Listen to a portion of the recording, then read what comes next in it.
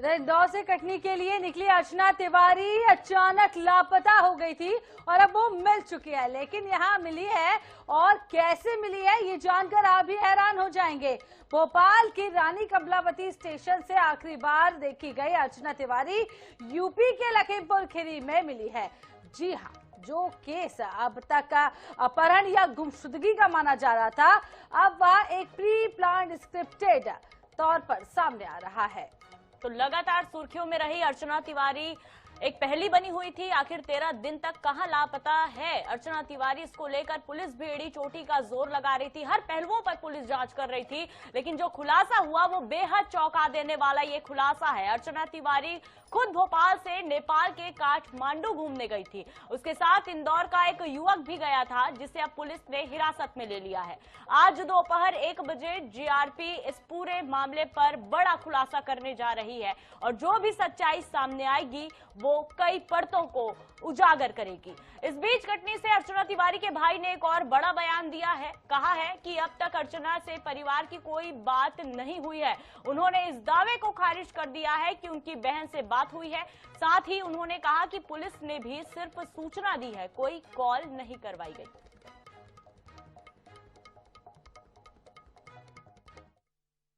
जी बस यही जानकारी मिली है कि मिल गई है वो, और जल्दी हमको खबर कर दी जाएगी कि आप आ जाइए और मतलब कि मिल लीजिए, ले जाइए जो भी। नहीं, बिल्कुल भी कोई बात नहीं। जिसने भी ये कहा है कि बात हुई है वो सरासर झूठी खबर है और हमारी कोई भी बात नहीं हुई है और ना ही पुलिस ने हमसे कोई बात करवाई है, ना ही हमने पुलिस से बात।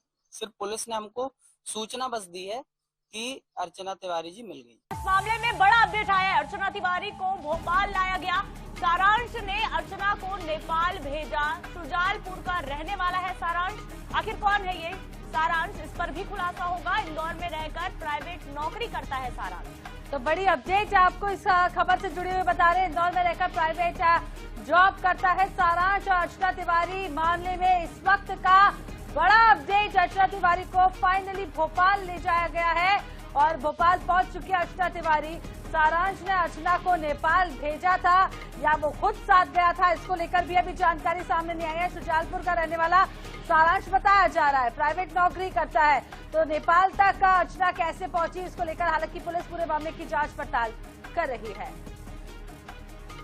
ब्यूरो प्रमुख अनुराग मालवीय ज्यादा जानकारी के लिए हमारे साथ जुड़ चुके हैं। अनुराग जी, बड़ा ही मामला जो है ये बदलता हुआ नजर आ रहा है। इसे किडनैपिंग के तौर पर, अपहरण के तौर पर देखा जा रहा था, लेकिन सोनम से जुड़ा हुआ ही ये मामला नजर आ रहा है और इसको लेकर अपडेट फिलहाल तो यही है कि भोपाल पहुंची है। कौन है सारांश, इसको लेकर क्या पूरी डिटेल्स?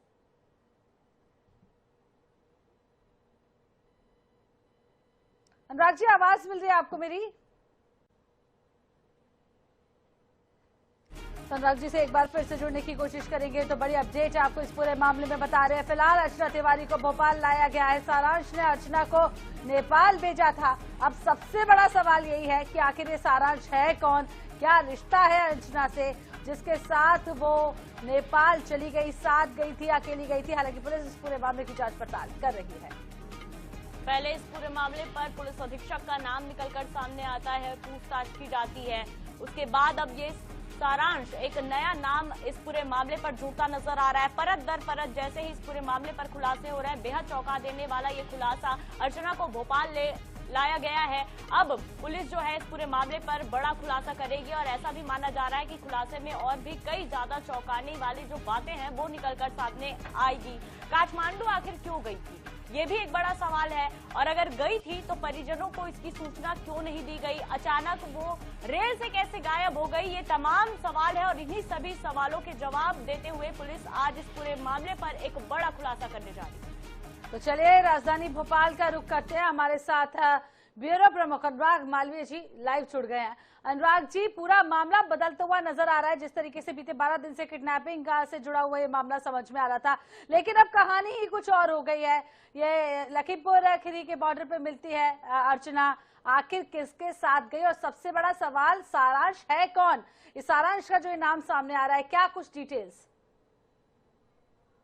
बिल्कुल, देखिए अगर हम बात करें सारांश को लेके तो साफ तौर पे ये इसलिए बहुत महत्वपूर्ण हो जाता है क्योंकि अभी तक के 2 लोगों के नाम इस पूरे मामले में सामने आए थे और अब ये तीसरा नाम सामने आया और निश्चित रूप से कहीं ना कहीं ये बता रहा है कि किस तरह का ये पूरा मामला है।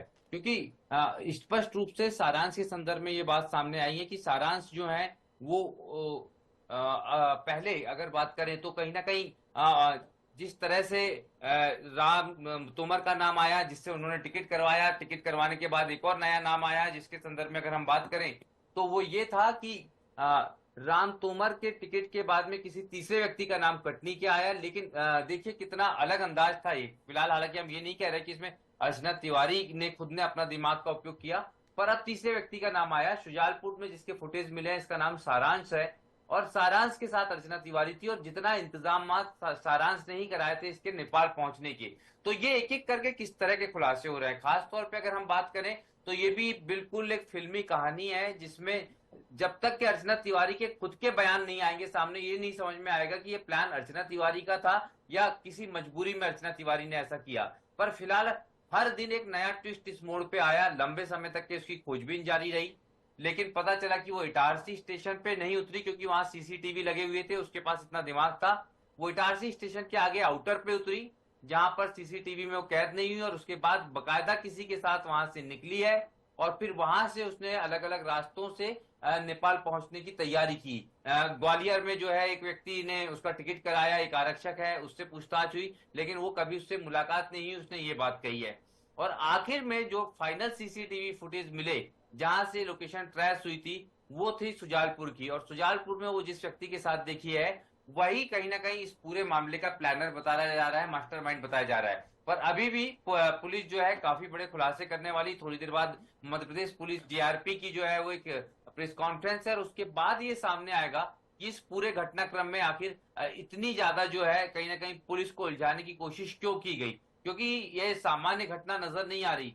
एक दिन हर दिन जो है बड़े ट्विस्ट हैं, इतना ज्यादा जो है कहीं ना कहीं इसमें प्लान किया गया कि सीसीटीवी फुटेज में नहीं आए, सीसीटीवी फुटेज में आने के बावजूद टिकट स्वयं के अकाउंट से नहीं करवाए गए, एक पुलिस आरक्षक का उपयोग किया गया। तो खुद पुलिस अचंभे में है कि इस तरह की चीजें अर्चना तिवारी ने हालांकि की क्यों है। जी, तो कुल मिलाकर पूरी प्लानिंग और प्लॉटिंग नजर आ रही है। हालांकि अब पुलिस पूछताछ करेगी तभी पूरा सच सामने आ पाएगा कि आखिर अर्चना कैसे वहां पहुंची, क्यों गई और क्या कुछ कारण था। बहुत बहुत शुक्रिया अनुराग जी तमाम जानकारी देने के लिए।